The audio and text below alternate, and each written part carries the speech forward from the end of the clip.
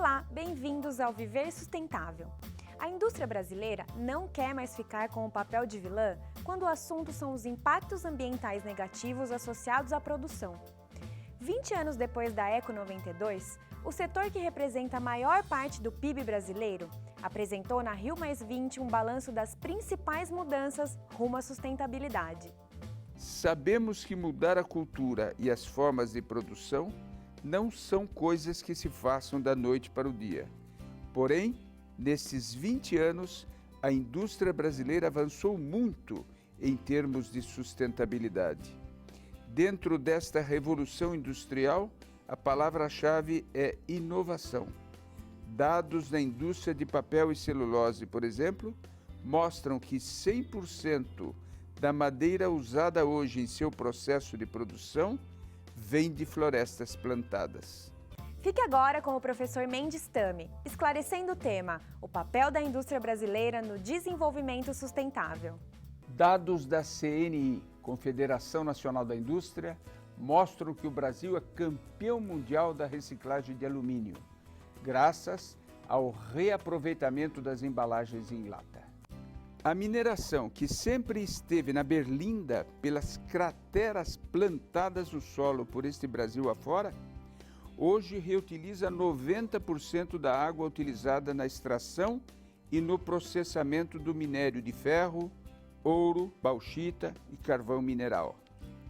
As mineradoras também avançaram no reaproveitamento de resíduos sólidos, que passou de rejeito a minério, graças aos avanços tecnológicos e em função da demanda para minérios de baixa qualidade que antes eram considerados refúgios. No setor automotivo, por exemplo, os veículos leves produzidos no Brasil emitem hoje 28 vezes menos poluentes do que emitiam na década de 80. Mas mesmo assim, há ainda um enorme espaço para aumentar a eficiência dos motores e proceder a avanços nesta área e neste setor. As montadoras de veículos têm consciência de que a sustentabilidade não é só filosofia e marketing, é uma questão de sobrevivência. Por isso, os fabricantes apostam no carro elétrico como alternativa ao futuro, cujo modelo híbrido, motor elétrico e combustão, será comercialmente viável no Brasil dentro de 5 anos. A etapa seguinte seria o veículo plug-in, ligado na tomada para carregar. O terceiro estágio é o carro com geração de eletricidade a bordo. O programa Viver Sustentável de hoje vai mostrar quais são os 10 setores industriais no Brasil que mais avançaram em termos de sustentabilidade. A indústria siderúrgica se comprometeu a atingir em 4 anos 100% de florestas plantadas para atender sua demanda de carvão vegetal. O setor ainda gera mais de 600 quilos de resíduos por tonelada de aço bruto produzido. Já consegue reaproveitar 80% deste material. Há também um segmento da indústria siderúrgica que basicamente só trabalha com sucata metálica para a geração de vergalhões de aços destinados à construção civil, como veremos a seguir. São montanhas e mais montanhas de sucata. Tudo isso que foi descartado poderia ir direto para os lixões ou aterros sanitários. Mas o ferro e o aço são materiais extremamente nobres. Seria um desperdício jogar tudo no lixo. A reciclagem foi a solução encontrada por uma empresa localizada no interior de São Paulo. A ArcelorMittal, usina de Piracicaba, ela produz o vergalhão para a construção civil através da sucata ferrosa, sucata de ferro e de aço. O material recebido das cooperativas e dos fornecedores é armazenado no pátio da empresa. Aqui, bicicletas, eletrodomésticos, partes metálicas de carros, entre outros objetos compostos por ferro e aço, aguardam o momento da limpeza e trituração. Depois de reduzida a pequenas partes, a sucata vai para as baias, onde é feita a alimentação do cesto através de enormes eletroímãs. Os fragmentos metálicos vão para o forno, que aquece a uma temperatura de 1.600 graus Celsius, até que acontece a fusão da sucata. Nesta fase, os objetos se transformam no estado líquido. Os metais fundidos são encaminhados, então, para o forno panela, onde é feito o refino, ou seja, esse processo garante a pureza da liga metálica. Agora, todo o líquido vai para a máquina de lingotamento, que dá o formato aos tarugos. Esse material volta a um forno de reaquecimento para depois ser encaminhado à laminação e ao desbaste. O trem laminador estica o tarugo, que reduz de largura e aumenta o comprimento. Ao final do processo, o que era sucata e poderia ter sido descartada nos lixões e aterros, volta ao mercado como vergalhão para a construção civil. O importante é que o produto final também é reciclável, portanto, ele consegue voltar à cadeia produtiva. O setor industrial de produtos alimentícios no Brasil é um bom exemplo quando se trata de sustentabilidade. Afinal, dos 198 projetos de crédito de carbono, 85 deles se referem à produção industrial de alimentos. No entanto, esse setor ainda é responsável por grande parte do passeio da mercadoria. Os milhares de quilômetros que a matéria-prima agrícola percorre desde o campo até a indústria e depois o produto já industrializado, já processado, da indústria até a mesa final do consumidor. Em contraposição a este fato, tem crescido nos Estados Unidos e na Europa um movimento chamado locavore, de valorização da comida local, ou seja, estímulo ao consumo de produtos, até mesmo industrializados, que são produzidos com insumos da região, onde vivem os consumidores e que têm a mínima necessidade possível de deslocamento entre a produção e a mesa. Isso gera dois impactos práticos imediatos: o estímulo aos produtores locais e o impacto menor no uso de energia para transporte e comercialização desses produtos. A questão dos alimentos e da alimentação saudável está se tornando um tema de debate global, a ponto de levar as empresas do setor a revisarem suas estratégias de negócios para gerar produtos com impacto menor sobre o meio ambiente e mais saudáveis. Mas em termos de aquecimento global, outro aspecto que gera cada vez mais discussões é o impacto da produção, distribuição, comercialização e preparo de alimentos no consumo de energia e, consequentemente, na pegada ecológica. Você sabia que se cada casa brasileira trocasse apenas uma lâmpada incandescente por uma lâmpada econômica, teríamos uma redução da emissão de gases de efeito estufa equivalente à emissão de 1 milhão de automóveis? Esse número é equivalente à frota de veículos do Distrito Federal. Olho vivo, consumidor! Segundo estudos, a copa das árvores pode abrigar até 70% das espécies existentes numa floresta tropical. Na Amazônia, por exemplo, foram encontrados mais de 1.200 tipos de besouros em uma única árvore. Isso comprova que a nossa floresta amazônica realmente possui a maior biodiversidade do mundo. Portanto, ajude a conservar nosso tesouro natural. Compre apenas madeira certificada e diga não ao desmatamento. E não também à biopirataria. No setor de produção de alumínio, há 10 anos o Brasil é campeão mundial de reciclagem, com um índice de 97,6%. Neste setor, outro bom exemplo é a redução de gases do efeito estufa. O Brasil produz 4,2 toneladas de gás carbônico de CO2 por tonelada de alumínio, enquanto a média mundial é de 9,7 toneladas. Vamos ver agora como se dá o processo de reciclagem do alumínio. Quando pensamos em reciclagem, o primeiro nome que nos vem à cabeça é alumínio. Ele pode ser reciclado infinitas vezes, sem perder suas características no processo de reaproveitamento, ao contrário de outros materiais. A reciclagem de 1 tonelada de alumínio economiza energia equivalente a mais de 4.000 litros de combustível ou a eletricidade utilizada por uma família americana durante 3 anos e meio. E o Brasil, pela 9ª vez, é o campeão mundial de reciclagem de latas de alumínio. De cada 100 latinhas vendidas no mercado e consumidas, 98 latas voltam a ser lata pelo processo de reciclagem, cujo ciclo é de 30 dias. Então, entre o momento que você tira a latinha da prateleira do supermercado e ela retorna envasada para a prateleira do supermercado, você tem um ciclo de 30 dias. Então, uma mesma lata de alumínio ela é reciclada 12 vezes ao ano. Somando tudo, foram reaproveitadas 198.800 toneladas de latas, das 202.500 toneladas consumidas. 98,2% das latas vendidas. Esses dados foram divulgados pela Associação Brasileira de Alumínio e Associação Brasileira dos Fabricantes de Latas de Alta Reciclabilidade na coletiva de imprensa que aconteceu na última semana. A gente olha a reciclagem de alumínio, de latas de alumínio como sendo um negócio.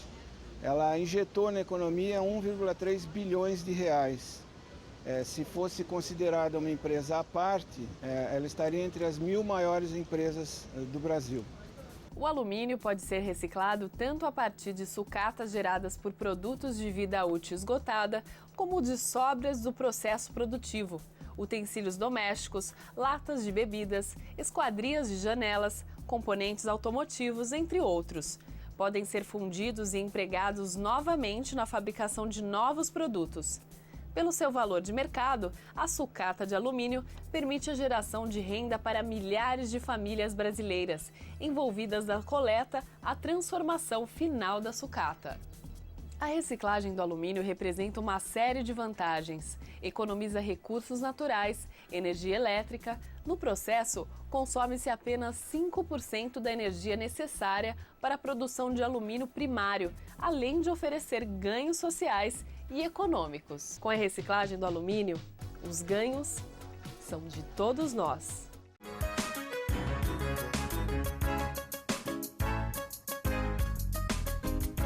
E eu gostaria de saber quais países serão mais afetados por causa do aquecimento global. Paradoxalmente, os países mais pobres, os países em desenvolvimento, aqueles que menos contribuíram para a emissão de gás carbônico, menos contribuíram para ter gases em suspensão na atmosfera, contribuindo para o aquecimento global. Por quê? Porque estes países mais pobres, em primeiro lugar, têm menos recursos, menos tecnologia para fazer a adaptação ao aquecimento global.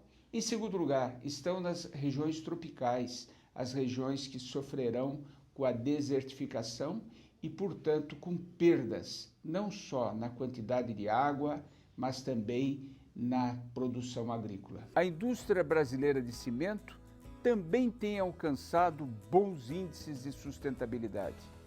Enquanto a média mundial de emissões de gases do efeito estufa é de 5%, aqui no Brasil não passa de 1,4%.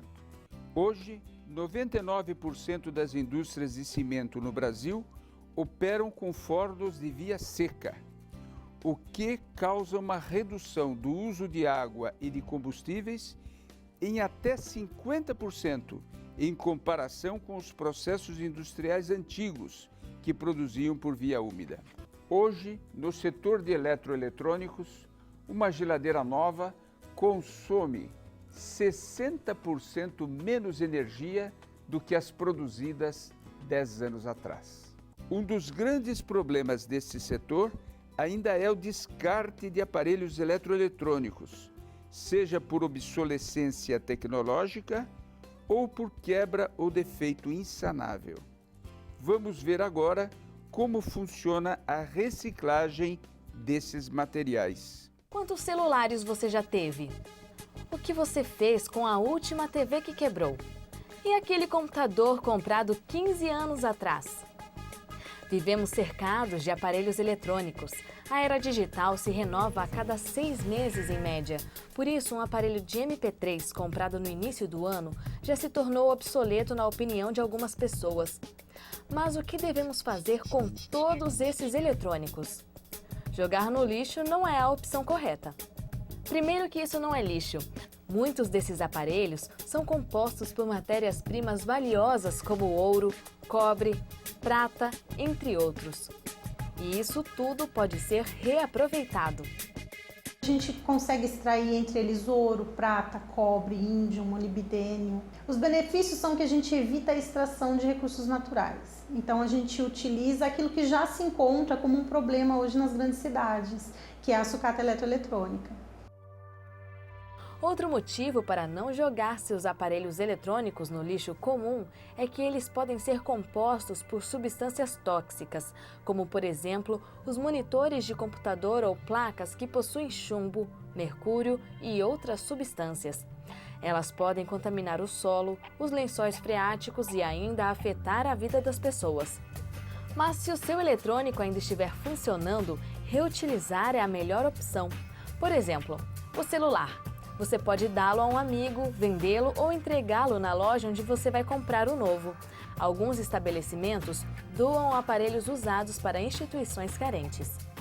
O maior problema é que o Brasil ainda está começando a sua jornada na reciclagem de eletrônicos. Nós não possuímos nenhuma recicladora nesta área, pois faltam incentivos tanto fiscais quanto no processo de logística reversa, no qual as empresas deveriam ser responsáveis por dar a destinação correta aos produtos adquiridos pelos consumidores. Algumas já o fazem, mas é a minoria. As indústrias não são muito motivadas a estar montando estruturas aqui no Brasil, justamente pela falta de incentivo fiscal, tanto para a colocação da empresa como a importação de equipamentos. Por isso, nós precisamos fazer a nossa parte. Outra boa notícia é que 43% do papel utilizado no país já é destinado à reciclagem. A seguir, vamos ver como funciona no país a reciclagem de papéis. Diariamente, nós descartamos no lixo inúmeros materiais feitos de papel, papelão e embalagens Tetra Pak.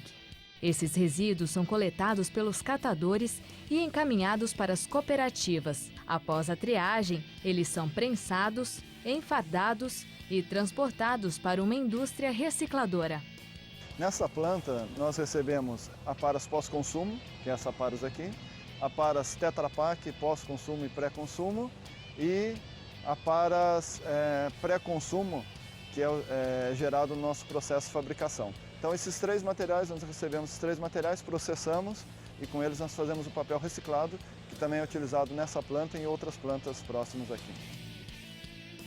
Então vamos ver como funciona a reciclagem de Tetra Pak e de papel. As embalagens percorrem o caminho por uma esteira que tem como destino o hidrapulper, um equipamento que faz a separação da fibra, do alumínio e do plástico com a ajuda da água. Essa é a terceira fase da reciclagem. Aqui é separado a fibra do polietileno e do alumínio. Então a fibra, ela depois de separada, ela cai nos tanques e vai para o processo de fabricação de papel. O plástico e o alumínio é enviado até uma prensa, onde que ele é enfardado e enviado para a ET, onde que é feita a separação daí do polietileno e do alumínio. Depois, as fibras começam a ser separadas da água e, em seguida, o material começa a pegar forma de papel novamente.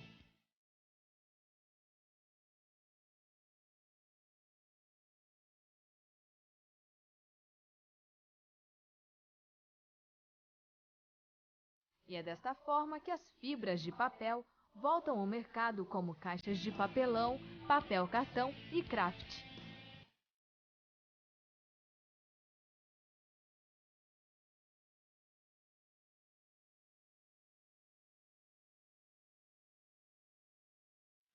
Todo papel de fibra virgem, papel para embalagem, papel cartão ou papel reciclado tem o selo FSC, que é a garantia que todo o processo de sustentabilidade da empresa vem sendo praticado.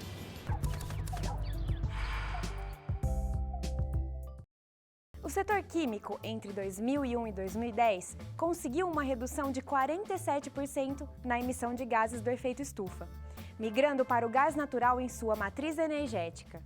Outro bom exemplo proporcionado pela indústria química foi o aumento da reciclagem, que passou de 5% em 2001 para 30% em 2010, o que permitiu que a geração de efluentes recuasse 13% no referido período.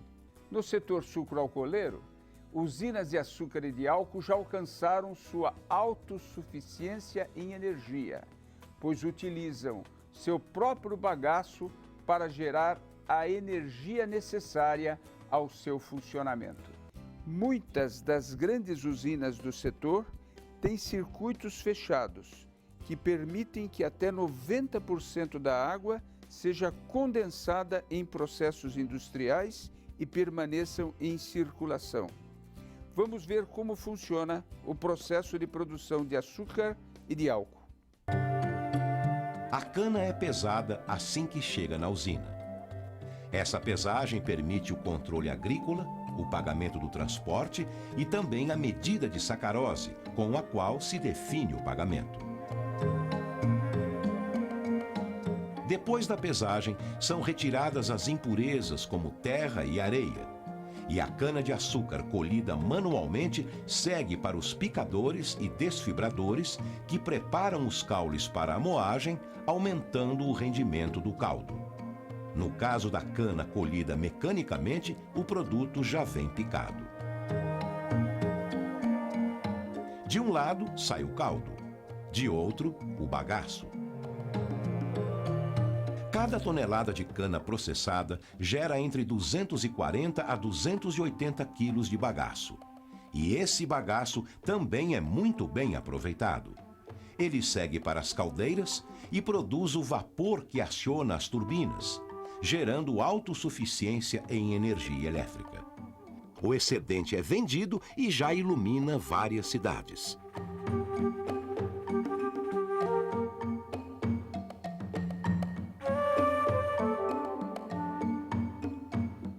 O caldo extraído recebe um tratamento químico e é então purificado por meio de vários processos e técnicas de filtragem para formar o mosto. O mosto fica em fermentação nas dornas durante um tempo que varia de 4 a 12 horas. É nessa fase que os açúcares são transformados em álcool. Ao terminar a fermentação, a mistura recebe o nome de vinho fermentado. O álcool deste vinho é recuperado pela destilação. A operação é realizada em colunas, onde são feitas a destilação propriamente dita e a retificação, que dão origem ao álcool hidratado.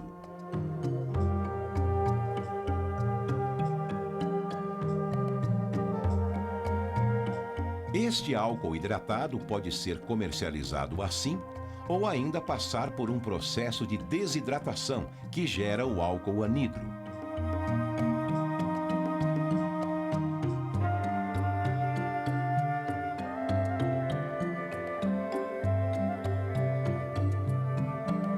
Uma vez prontos, os álcoois produzidos são enviados para armazenagem em tanques de grande volume, onde aguardam sua comercialização.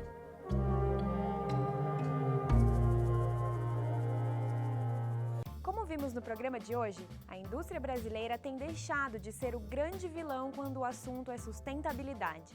Porém, precisamos continuar nessa cruzada pela eficiência energética e ambiental do setor. Para tanto, será preciso que se organize um banco de dados confiável, a fim de que o inventário do setor retrate a realidade e a sociedade possa excluir as empresas que propagam serem verdes, mas não o são. Nesse sentido, a CNI, Confederação Nacional da Indústria, trabalha com o Ministério do Ambiente e associações dos diversos setores industriais, visando a criação de indicadores verdes. Além disso, a CNI participa das discussões capitaneadas pela Organização para a Cooperação e Desenvolvimento Econômico, OCDE, a fim de definir metodologias aceitas internacionalmente. Com dados fornecidos pelo SEMPRE, vamos ver como estão os preços por tonelada das principais matérias-primas destinadas à reciclagem. Preço da tonelada do material reciclável para a cidade de Itabira, Minas Gerais. Papelão, R$ 480. Latas de aço, R$ 220. Alumínio, R$ 3.800. Plástico rígido, R$ 1.455. E PET, R$ 1.780. Participe você também do nosso programa. Envie-nos perguntas e sugestões de temas para contato@viversustentável.net. Ou assista o arquivo dos nossos programas no site viversustentável.net. Uma boa semana.